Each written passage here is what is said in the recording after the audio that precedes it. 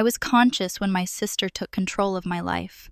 I was lying on a hospital bed, still tasting blood at the back of my throat when the doctor asked a question that should have been directed at me. Instead, he looked past the bed toward the woman standing near the curtain. "Do you consent to letting a family member sign on your behalf?" I opened my mouth to answer. I remember the effort it took to lift my head even a few inches. Before any sound came out, my sister spoke. "She's not mentally stable right now," she said. "Calm, certain, she's panicking. I'll handle it." The pen touched paper. I heard it. That sound landed harder than the crash that brought me there. The nurse pulled the curtain closed, not roughly, just enough to block the view. The motion was practiced, efficient. The kind you don't question because it happens every day to someone else. When the curtain opened again, the room felt smaller. A paper bracelet had been tightened on my wrist. A clipboard rested at the foot of the bed, turned away from me. Above it, the monitor continued its steady rhythm. Nothing about the equipment suggested emergency. Nothing about the staff suggested urgency. At 9:14 p.m., a nurse asked me to confirm my full name and date of birth. I did. She marked a box. At 9:17, she asked if I felt disoriented. I said no. At 9:19, she asked if I understood where I was. I answered correctly. Each response was acknowledged. None of them changed what had already been written. At 9:23, my phone was taken and sealed in a clear bag. Just standard procedure, someone said. The bag was placed on a counter out of reach. At 9:28, a note was added to my chart. I saw the words when the page shifted: family concern regarding judgment. No diagnosis, no evaluation, just concern. I could hear my sister in the hallway explaining things to people who did not know me. She used my first name repeatedly, the way you do when you want to sound protective. She mentioned our father's death. She mentioned stress. She said she didn't want me making any big decisions tonight. No one asked me if I agreed. A man in a gray jacket introduced himself as a patient advocate and told me he needed to verify information before anything moved forward. He stood while he spoke. He did not sit down. When the door closed again, the latch clicked softly. Final, ordinary. I stared at the ceiling tiles and understood the situation with absolute clarity. I had not lost consciousness. I had not lost capacity. I had lost priority, and that had been done deliberately. The next morning arrived without ceremony. Pale light slid through the narrow window and stopped at the foot of the bed. Someone had placed a tray on the rolling table during the night, coffee in a paper cup lid, already softened cream untouched. The smell was faint. I didn't drink it. I watched the steam disappear and checked the clock. 6:41 a.m. A physician I hadn't met before introduced himself and stood at the counter, not the bedside. He read from my chart, then from a tablet. His tone was procedural. The accident was minor. No loss of consciousness. Imaging clear. The bleeding had stopped on its own. Stress-induced gastritis, likely aggravated by dehydration. He asked me to state my name, location, and the date. I answered without hesitation. He nodded. He asked me to explain why I was there. I summarized in one sentence. He asked if I understood the treatment plan. I repeated it back. He marked oriented and competent and said, "From a medical standpoint, you're capable of making your own decisions." He left the words on the counter like a document, then stepped out. 10 minutes later, a nurse returned with discharge instructions. The pages were stapled at the top left. I noticed the order. Medication first, follow-up appointment second, restrictions third. Then a line in smaller font halfway down the page, chart flagged due to family concern regarding impaired judgment. Pending review. No diagnosis accompanied it. No test, no evaluation, just the phrase. I asked who placed the note. The nurse said it came from an email received overnight and pointed to a timestamp 11:02 p.m. She said it didn't mean anything by itself. It was just a caution. She said cautions helped everyone move carefully. She said the review would take time. Time was the problem. At 7:18 a.m., my sister arrived with my mother. They stood near the door and didn't sit. My sister asked how I was feeling, then answered for me before I could respond. "She's tired," she said.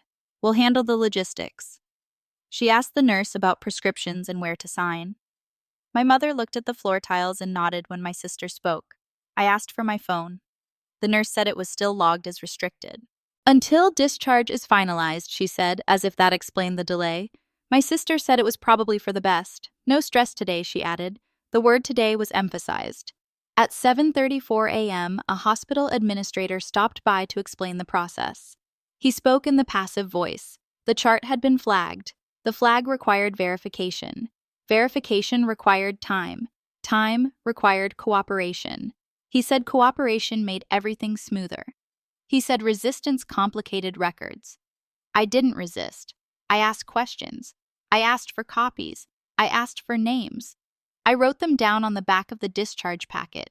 I noted the exact language used. Concern. Impaired judgment. Pending review. None of it rose to the level of a finding. All of it was enough to slow me down. When the room emptied again, the silence was different from the night before. The machinery was the same. The light was stronger. The situation was clearer. The doctor had confirmed capacity. The system had acknowledged it, and still one line on a page redirected every step away from me. I folded the paperwork and placed it in my bag. The coffee had gone cold. I left it where it was. The door closed with the same soft click as before. This time I understood the mechanism. One line was enough, not to take everything, just enough to make the rest possible. The paperwork followed me home. I laid it out on the kitchen table in the order it had been given to me, smoothing each page as if alignment could change meaning. Morning light cut across the surface in a narrow band. The coffee I made out of habit sat untouched near the sink, already cooling. I didn't turn on the radio. I didn't check messages. I read. The discharge packet referenced an internal note. Not the text itself, just the existence of it. A cross-reference number. I logged into the patient portal using the temporary credentials printed at the bottom of the page. The system took its time loading, then opened to a familiar layout, dates on the left, summaries on the right, everything neutral and clean. The entry appeared under administrative correspondence. Concern notice, external. Submitted. 9:02 p.m. Date received 2 days prior. 2 days before the accident. I read the timestamp twice, then checked the calendar. There was no ambiguity. The notice existed before the emergency room, before the bleeding, before the curtain was drawn. I downloaded the attachment. It was short, 4 paragraphs, no accusations, no diagnoses. Phrases like recent instability, heightened emotional stress risk of impaired financial judgment. It cited no incident. It didn't need to. It concluded with a request to proceed with caution regarding major decisions. The sender was my sister. I closed the portal and opened my bank app. The login took longer than usual. When it loaded, a banner appeared at the top of the screen. Certain actions temporarily unavailable. Please contact support. I called the number listed. After 3 prompts, a representative came on the line and asked me to verify my identity. I did. She put me on hold, then returned with a measured explanation. There had been an inquiry regarding temporary representation, not a request. An inquiry. She said my account wasn't frozen, just flagged for review. She said it was standard when family members expressed concern. I asked when the inquiry had been made. She checked. 2 days before the accident. I thanked her and ended the call. By noon, an email arrived from my sister. The subject line read, "Just checking in." She wrote that she hoped I was resting, that everything had been overwhelming lately, that she'd taken the liberty of calling the bank to make sure nothing stressful slipped through the cracks. She suggested we talk once I was feeling clearer. I didn't reply. Later that afternoon, I accessed an old inbox I rarely used, the one tied to household accounts my father and I had shared. Buried between utility statements was a forwarded message from my sister to someone whose address ended in a law firm domain. The language matched the notice almost word for word. Concern, instability, temporary safeguards. The date stamp was the same.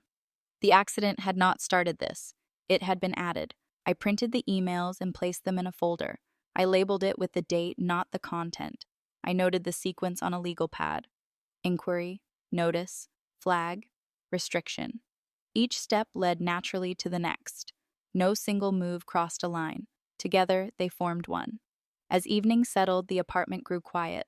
The refrigerator clicked on and off. A car door slammed somewhere outside.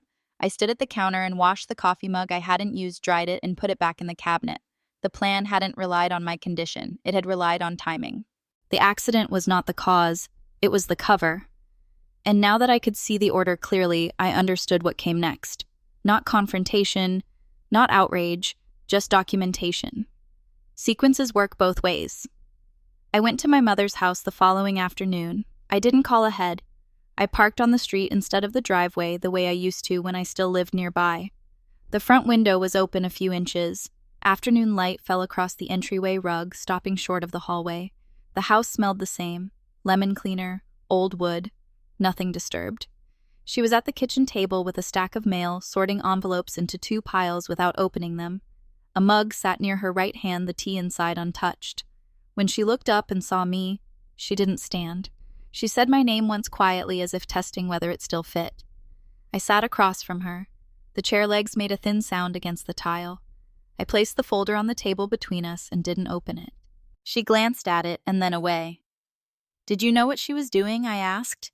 The question didn't need framing, it didn't need context. I had practiced saying it without emphasis. It landed flat the way questions do when the answer has already been decided. My mother folded her hands and stared at the edge of the table. The clock above the sink ticked once, twice. She said she hadn't wanted things to escalate. She said Vanessa had been worried. She said she thought it would pass once I'd had time to rest. None of it answered the question. I couldn't stop her, she said finally. The sentence was delivered without defense. Not as an excuse, not as an apology, as a statement of fact. She reached for her mug, realized it was cold, and set it back down. The motion was automatic. I asked when she had first known. She said it had come up after dinner one night 2 days before the accident. Vanessa had mentioned contacting the bank just to ask questions. She had used the word protective. She had said she didn't want me overwhelmed. My mother said she'd assumed it was nothing formal. I asked if she'd read the email before it was sent.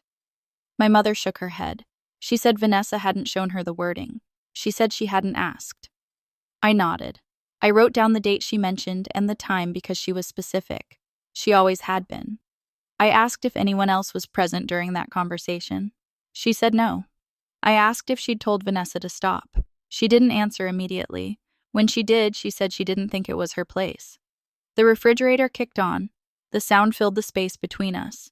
I noticed the way her hands trembled slightly when she reached for another envelope. She didn't open it. She set it on the wrong pile and corrected herself. "She's your sister," my mother said. "She's always taken charge." I didn't respond. The sentence explained more than she intended. It explained the years before this, not just the week. It explained why the email had been sent without discussion, why the call to the bank had been framed as concern, why silence had been mistaken for permission.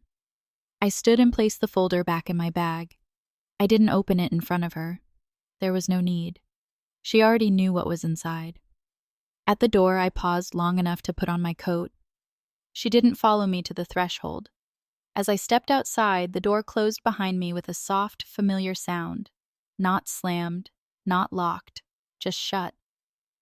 I stood on the porch for a moment, feeling the weight of it settle. Silence isn't neutral. It's a position. And now I knew exactly where my mother had chosen to stand. I drove straight from my mother's house to mine. I didn't turn on the radio. The road was familiar enough that I didn't need directions. When I parked, I sat for a moment with the engine off, listening to the ticking sound as it cooled. The house looked the same as it had the day before. No lights on, no sign anyone had been there. That mattered. Inside, I put my bag down by the door and walked through each room once. Nothing was disturbed. The mail lay where it had been slid through the slot untouched.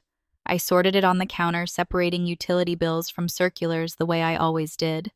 One envelope was heavier than the rest. My sister's handwriting was on the front. No stamp. She had dropped it off herself. I opened it standing up. Inside was a single page printed, not handwritten. It wasn't framed as a demand. It was framed as concern. The wording was careful, given recent events, given the size of the estate, given your health. It suggested that managing the property and trust might be overwhelming at this time. It proposed options: selling the house, consolidating assets, appointing a temporary manager. Nothing final, nothing overt. My brother-in-law's name appeared at the bottom, copied on the correspondence. He had added a brief note in the margin, initialed, "Just to explore safer options."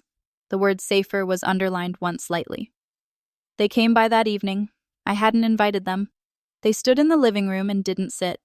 My sister looked around as she spoke, commenting on the place as if it belonged to a third party. The windows faced the lake. The roof would need work eventually. Property taxes were rising. She said all of this without looking at me. "You're not stable enough to manage assets that large," she said, as if stating a guideline she'd memorized. Her husband stepped in smoothly. "Selling early would be safer," he added, "before anything slips." I asked what exactly might slip. He said markets were unpredictable. He said stress affected judgment. He said I'd been through a lot lately. The phrases were interchangeable. None of them required specifics. They talked about the house as if it were already abstracted from me. A line item, a liability, something to be handled. When I mentioned the trust documents, my sister waved a hand. She said paperwork could be adjusted. She said intent mattered more than technicalities. I didn't argue. I asked when they'd first discussed this plan. My sister said it had come up organically. She said everyone had been worried. Her husband said it wasn't about control. He said it was about responsibility. I noted who answered and who didn't. I noted the timing. I noted that no one asked what I wanted. When they left, my sister hugged me quickly, her arms stiff. She told me to get some rest. Her husband reminded me to think about the proposals. He said there was no rush, but his tone suggested otherwise. The door closed behind them. The house went quiet. I sat at the table and spread the documents out again. The concern notice, the bank flag, the letter about the house. Each item referenced the same premise without stating it outright, that I was a risk, that my assets needed protection from me. I gathered everything into a single folder and labeled it with the date, not house, not trust, just the day they stopped speaking in hypotheticals. I placed the folder in a drawer and locked it. The sound was small, contained. The house settled around me. The lake outside reflected the last of the light. For the first time, the target was clear. It had never been my well-being. It had been what stood behind me. The next restriction didn't arrive with a confrontation. It arrived with routine. It began the following morning when I reached for my phone out of habit and remembered it wasn't where I'd left it. The drawer was empty. The counter was clear. I found it later in the kitchen cabinet placed behind the coffee mugs powered off. A note lay beside it written on the back of a pharmacy receipt. Just for now. Doctor recommended rest. No signature. No date. I didn't turn it on. At 9:02 a.m., the hospital called to schedule a follow-up appointment. The voicemail was polite. It referenced the emergency visit, my chart number, and the recommended timeline. When I returned the call from the landline, the woman on the other end confirmed my identity, then paused. She said there was a note requesting that communication go through my designated family contact. She said it would simplify coordination. She asked if that was acceptable. I asked who had made the request. She checked. My sister's name was listed. No form was mentioned, just a preference logged as cooperation. By mid-morning, an email arrived from a local law office I didn't recognize. It wasn't addressed to me. I was copied. The subject line read, "Preliminary Inquiry, Asset Oversight." The body of the message stated that a family member had sought general information regarding temporary management options should the need arise. No action had been taken. No authority claimed, just an inquiry carefully worded. I replied with a single sentence asking that all communication be directed to me. The response came back within minutes, apologetic, stating they would defer until clarity was established regarding representation. The word clarity did a lot of work. That afternoon, my sister accompanied me to a routine check-in at the clinic. She walked half a step ahead of me and answered questions before they reached me. When the nurse asked about symptoms, my sister summarized. When the physician asked about stress, my sister explained. I corrected details when they were wrong. The corrections were acknowledged and then folded into her narrative. At one point, the doctor turned to her and asked if I'd been sleeping. She said I had. I hadn't. The answer went into the chart anyway. I asked for a copy of my records at the desk. The clerk told me I could request them through the portal. When I asked for immediate access, she said she'd need approval from the primary contact on file. She gestured toward my sister without looking at her. Later, when I mentioned calling my attorney, my sister said it wasn't necessary yet. She said lawyers escalated things. She said we should wait until I was back to baseline. She said this as if baseline were a shared reference point. That night, I stood in the kitchen and washed a mug that had never been used. The water ran too hot. I adjusted it and watched steam lift off the surface. On the counter, my sister's phone buzzed with a notification. She glanced at it and turned it face down. I realized then that no single action had crossed a legal line. My phone wasn't confiscated, it was relocated. I wasn't barred from counsel. I was encouraged to delay. Doctors weren't refusing to speak to me. They were choosing the path of least resistance. I wasn't confined, I was rerouted. The controls were administrative. The language was cooperative. The effect was the same. Each step made the next one easier to justify. Each delay created a record. Each record suggested a pattern. They didn't lock me in a room. They locked me in paperwork. I dried the mug and set it back in the cabinet behind the others. Then I went to the drawer where I'd placed the folder, opened it, and added a new page. Dates, names, exact phrasing. I didn't raise my voice. I didn't announce anything. I documented. Because once you see the mechanism clearly, the response is not force. It's sequence. The shift came quietly, the way most real shifts do. It happened on a Tuesday morning, not during a crisis, not during a confrontation. The house was still dark when I made coffee. I poured it into a ceramic mug I'd owned for years and forgot about it on the counter while I organized papers from the drawer. By the time I picked it up again, it had gone cold. I drank it anyway. The taste didn't register. The hospital called at 8:47 a.m. The number was familiar by then. I answered on the second ring. The voice on the line introduced herself as the head nurse from the emergency department. She said my name carefully as if confirming ownership.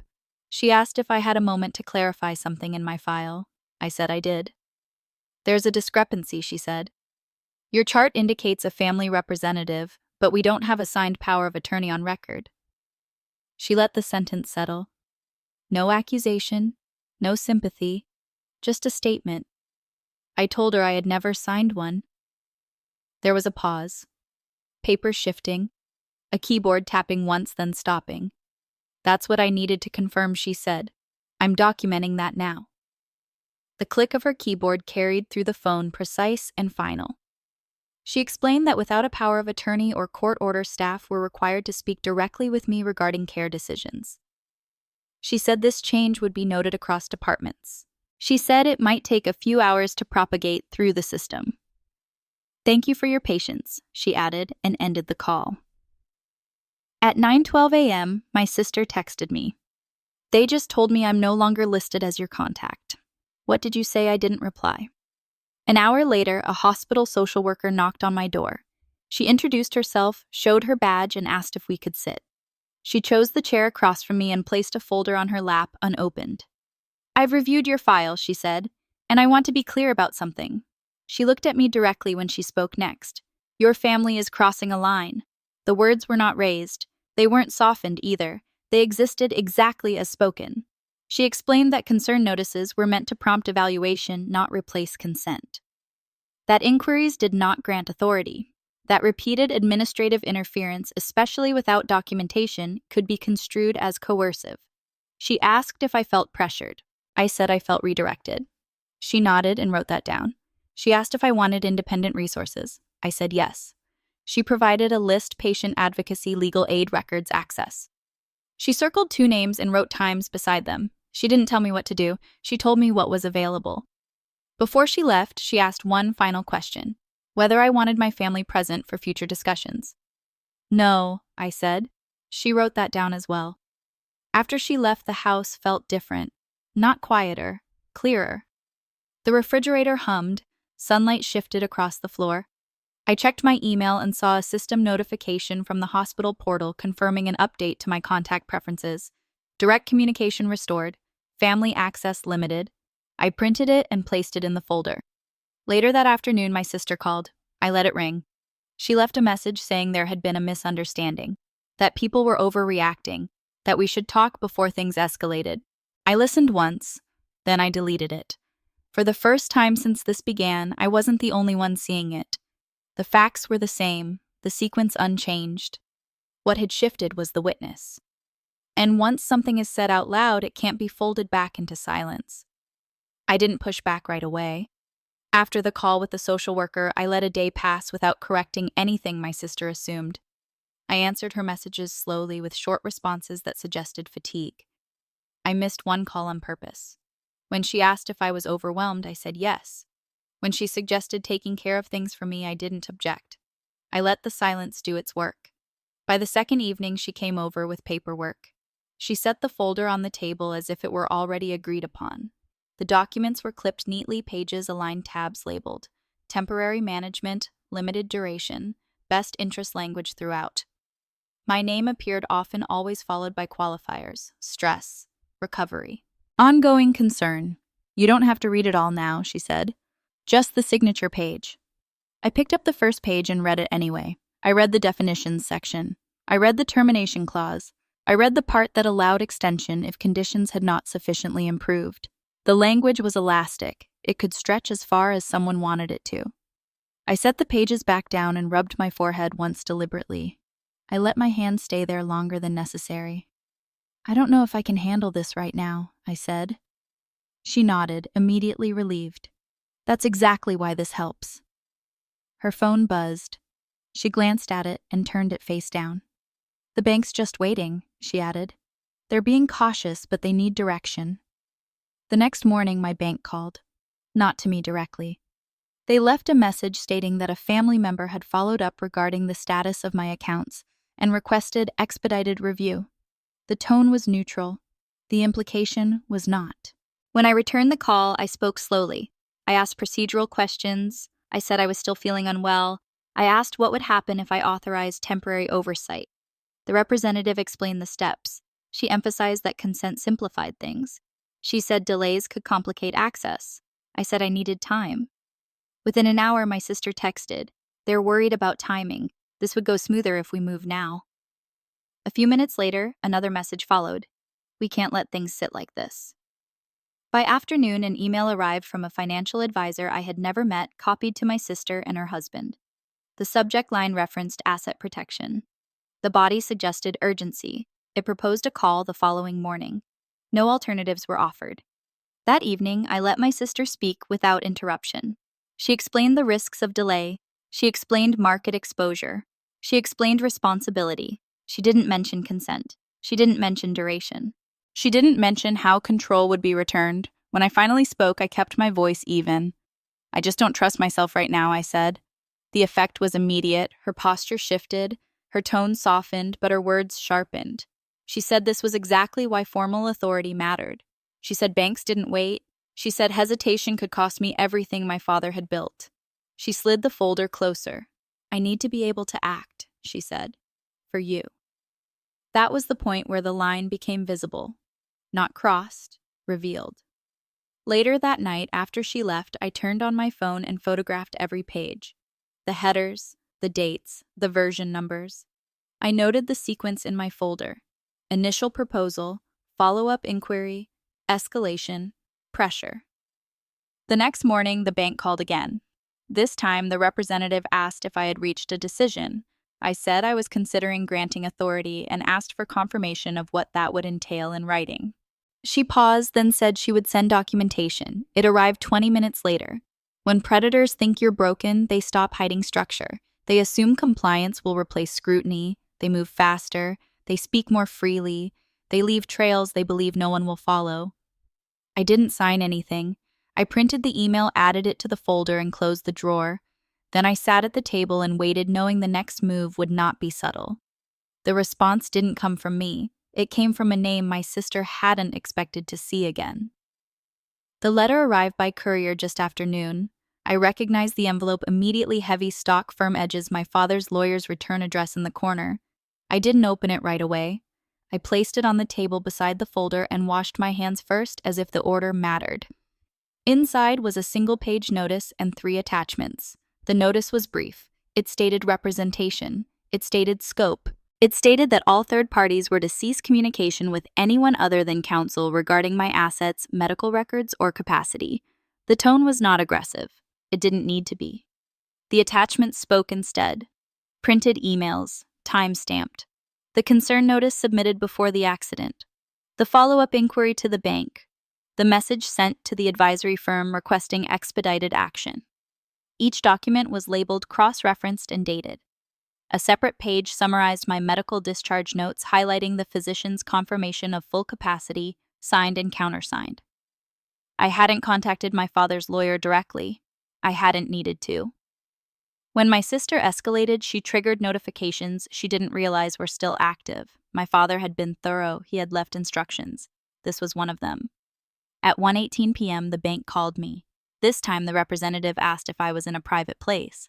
She said the request for temporary authority had been suspended pending review. She said the matter had been referred to compliance. She said additional documentation would be required before any further consideration. At 1:26, the hospital portal updated. A banner appeared at the top of the screen, administrative concern resolved. Direct patient consent required. The flagged note was no longer visible. At 1:41, my sister arrived without knocking. She stood in the entryway holding her phone in her hand, her voice already raised. She said my name sharply. She said people were calling her. She said the bank was overreacting. She said someone had misrepresented things. I didn't move. She stepped farther into the room and saw the envelope on the table. Her eyes fixed on it. "This is manipulation," she said, louder now. "You're manipulating everyone." I looked at her for a moment before answering. I wanted to be precise. "No," I said. "I just stopped you from signing for me." The sentence landed without force. It didn't need volume. She started pacing. She said the lawyer didn't know the full story. She said she'd only been trying to help. She said I was ungrateful. She said this would tear the family apart. Her husband appeared behind her, silent, watching the room as if assessing risk. He didn't speak. He didn't have to. The documents had already done their work. At 2:03, my phone buzzed with an email notification. The subject line read, "Formal Notice of Review." It was addressed to my sister, with me copied. It outlined potential concerns regarding unauthorized representation and mischaracterization of capacity. It requested clarification within 5 business days. My sister stopped talking when she saw it. The room settled. I picked up the envelope and returned it to the folder. I didn't argue any further. There was nothing left to clarify. The sequence had been reversed step by step using the same tools that had been used against me. When they left, the door closed with a sound that felt different this time. Not defensive, not final, just complete. I stood in the quiet that followed and understood the shift. This wasn't victory, it was restoration. Authority hadn't been taken back loudly. It had been returned where it belonged. And for the first time since this began, no one spoke for me but me. The days that followed were quiet, deliberately so. I met with my father's lawyer in his office downtown, the same place I had sat years earlier signing papers I barely read, because I trusted the people around me. This time I read everything. We moved line by line, beneficiaries adjusted, secondary contacts removed, information access narrowed to named parties only. Each change required initials. Each page was dated and scanned. Nothing dramatic, just correction. When it was done, the lawyer slid the final document across the desk and waited. I signed. The pen felt heavier than usual, not because of the decision, but because of its permanence.